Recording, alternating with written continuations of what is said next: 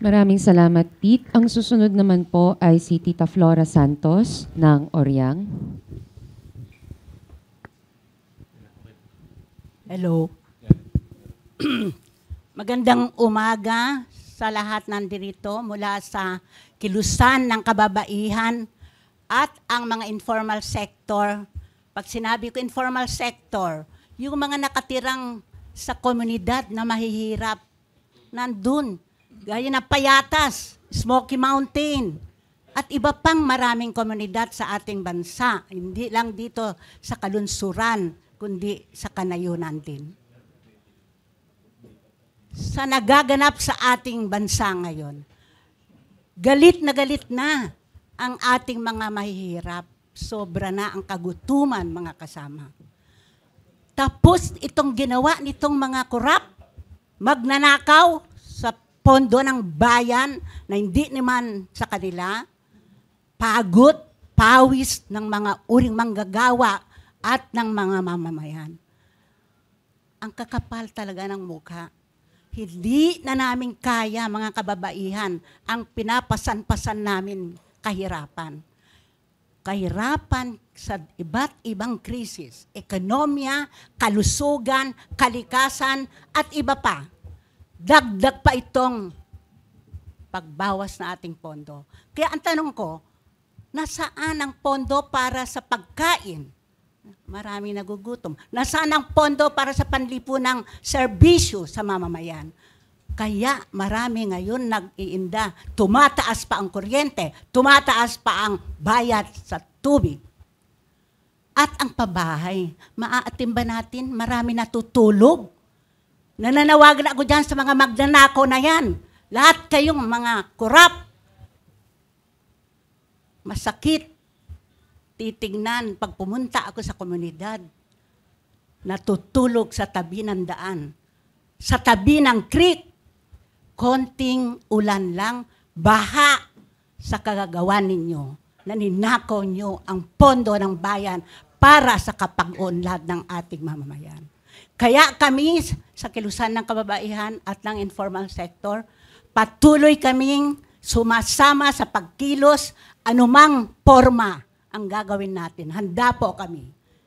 Kaya lahat sana ng sektor, magsama-sama tayo, patuloy na magprotesta sa iba't ibang forma na kaya natin. At ang panawagan po namin, tama na ang mga bola-bola na ginagawa sa Senate, ginagawa sa Congress, ginagawa sa Malacanang, at ng lahat ng ahensya ng gobyerno, mula itaas hanggang sa lokal. Marami po, hindi lang sa flood control, kami naniniwala kami maraming corruption na nagaganap. Kaya tawag ko diyan, sistema ang problema natin. Sistema sa ating lipunan ang problema. Hindi lang ang corruption na yan.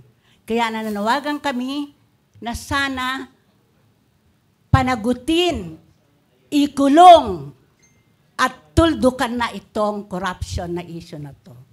Para naman, itayo dapat natin, nananawagan ako sa lahat ng organisasyon, itayo na natin ang mamamayan, ang gobyerno ng mamamayan.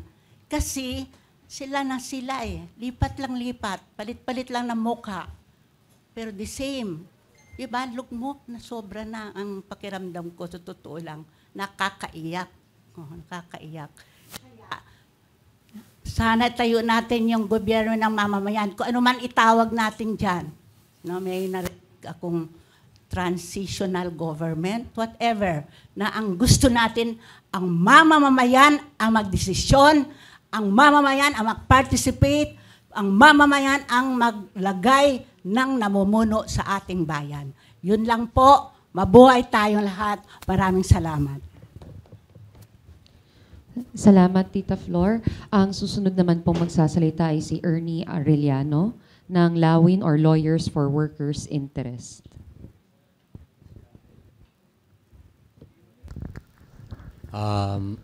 Magandang umaga po sa ating lahat. Kami po sa National Confederation of Labor ay naniniwala na ang kasalukuyang ginagawang mga investigasyon, ito ay sarswela lamang. Walang patutunguhan itong ginagawa nilang kasalukuyang mga investigasyon kuno. Alam na natin na ito ay scripted na. Alam na natin ang patutunguhan niyan. Ang patutunguhan lang niyan ay ilihis ang mga pangyayari at ang makukulong kung meron man ay yung mga sacrificial lang nila. Halimbawa, kung meron mang makukulong, sigurado ko, yung mga kontraktor lang. Kontraktor ay nangontrata lang. Saan ba galing ang pondo? Di ba sa gobyerno? Nandun sa mga senador, congressman, pero malabo na makukulong sa mga investigasyon na to ang mga promotor ng malawakang korupsyon sapagkat ang gobyernong ito ay gobyerno ng mga kapitalista na kung saan nakaugat ang korupsyon. Hindi matitigil ang korupsyon kung mananatili ang mga political dynasty sa ating gobyerno. Ang ugat ng korupsyon ay dulot ng mga political dynasty. Kaya kung aasa tayo doon sa gagawing investigasyon, magaganap ang mga investigasyon, wala tayong maaasahang pagbabago, wala tayong maaasahang matitigil ang korupsyon sa kasalukuyang gobyernong ito. Kaya tama si Tita Flora na ang dapat nang gawin natin ngayon ay itayo ang gobyerno ng mamamayan. Tanging ang gobyerno lamang ng mamamayan, ng mga manggagawa, ang puputol sa kasalukuyang nagaganap ng mga korupsyon. Pero hanggat ang mga political dynasty ang nakaupo sa ating lipunan, mananatili ang korupsyon. Dahil ito'y nakaugat mismo habang ang lipunang kapitalismo ay mananatili ang korupsyon. Maraming salamat po. Maraming salamat po. Ang susunod naman po magbibigay ng kanilang pahayag ay si Kulek Suleman ng Bunyog Party List or Bunyog. Maraming salamat. Mula po sa hanay ng Bunyog, talagang grabe po yung nangyayari sa ating bansa, no? Una, may mensahe po ang Bunyog sa ICI, no?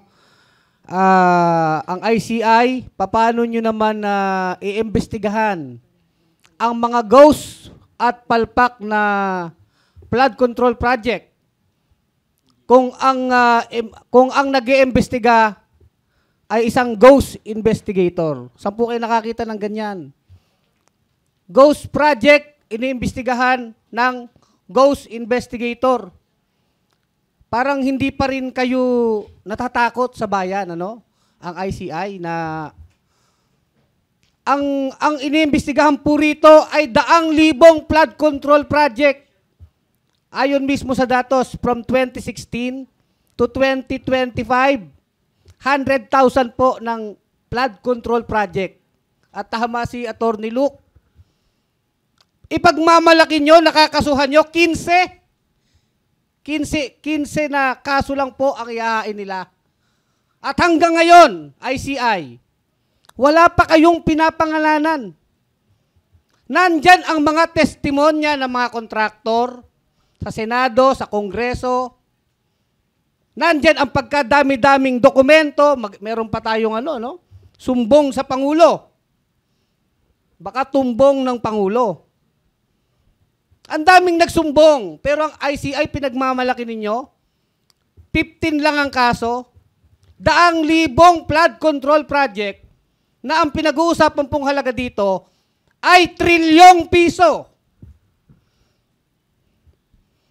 Hindi nga nila magawa na gawing publiko o transparent ang investigasyon. O nung isang araw, may binulgar ang isang kolumnista. Hindi naman natin alam to kung marites o hindi.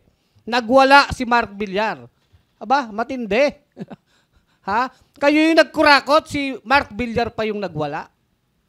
Diba? Yan po ang nakakalungkot at nakakatawa dito sa ICI. Kaya talagang nag-iisip ang tao na mukhang wala yata tayong magiging tiwala dito dahil mukhang hindi naman investigasyon ito.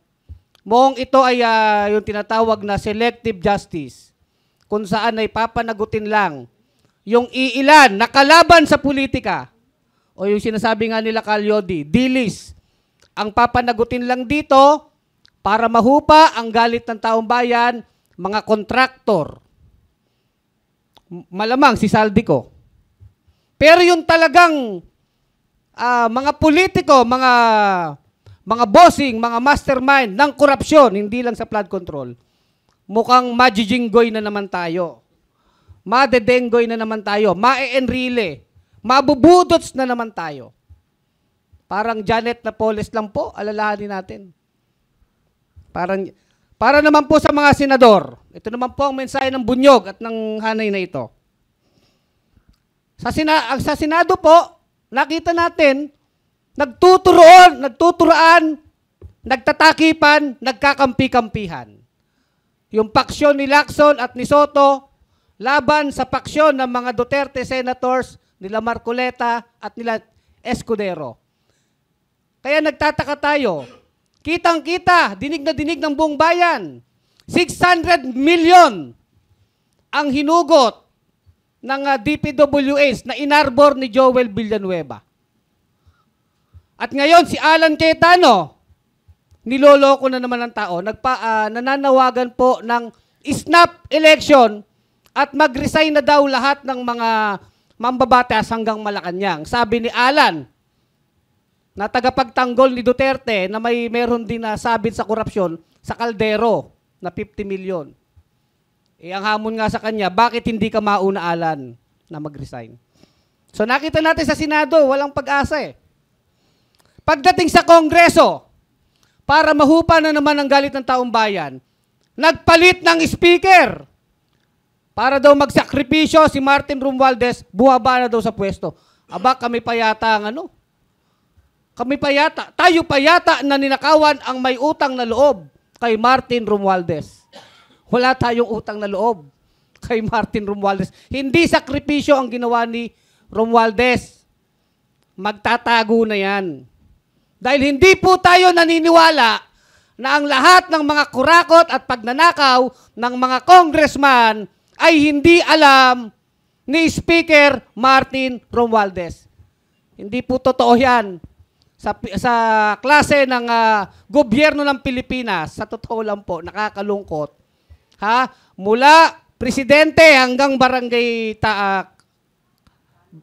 wag naman barangay tanod, barangay captain, sangkot sa korupsyon.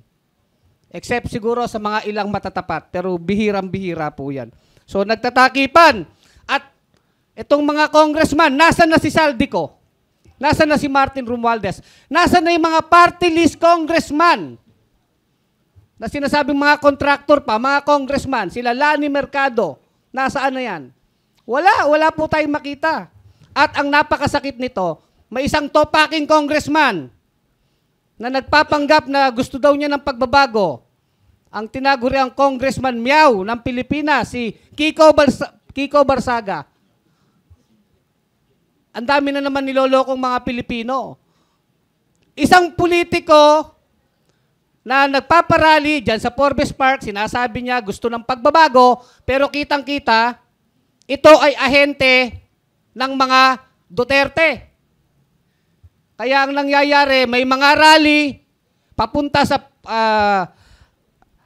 partisan politics, pero tayo po hindi interesado sa eleksyon sa 2028 dahil ang issue ngayon ay ngayon. Ang gusto po ng mamamayan dito, panagutin lahat, hindi magtakipan. Pero sa nakikita po nating nangyari sa Senado, sa Kongreso, sa ICI, mukhang walang pag-asa. Kaya ito po yung dahilan at sigaw ng aming hanay. Wala tayong nakikitang pag-asa sa mga taong ito. So, yan po. Kaya nananawagan po sa panig ng Bunyog, una nananawagan kami, tanggalin ang unprogrammed funds, 250 billion. Talagang hindi pa rin natatakot itong mga congressman, sabi natin mga senador, ang kapal pa rin ng muka. Diyan humuhugot ng nanakawin sa unprogrammed funds. And yet, sa 2026, meron po tayong 250 unprogrammed funds. Ang equals po niyan, yan po ang nanakawin, didiskartihan para nakawin. Kasabwat siyempre, ang mga line agency, siyempre ang DBM. Kasabwat din ang DBM yan. So, ang kapal ng mga mukha nila, no? Hindi pa rin sila natatakot sa taong bayan. Hinahamon talaga tayo nitong mga congressman na to. At aasahan natin, yung 6.7 trillion na yan, pipirmahan na naman ni Marcos. At pagka nagkanakawan na naman, maangan na naman. Sasabihin niya, hindi niya alam. Pero hindi po eh. Si Marcos ang pumipirma ng budget. Kagaya din ni Duterte na pinirmahan yung budget. Kaya wala dapat nagmamalinis dito. So yan po. So sa panawagan ng aming hanay at ng Bunyog, ituloy natin ang ating protesta sa pinakamataas na level. Ha? Hanggang maitaob po natin ang bulok na sistema. Maraming salamat po.